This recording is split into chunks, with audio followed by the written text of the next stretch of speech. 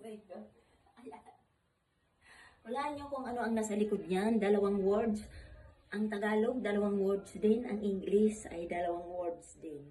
So, ano ang regalo ni Lolo sa akin? Yan ay hindi pagkain, okay? Bigyan ko ng kayo ng clue. Gamit, ginagamit. Okay.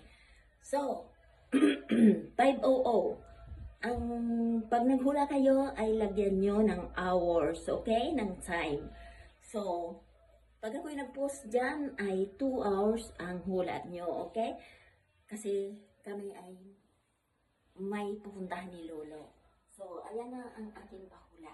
Hulaan nyo, ano yan? Regalo ni Lolo sa akin. Thanks for watching. Good luck! Oh my God! So, ayan. Oh. Ganyang kalaki. Hulaan nyo na.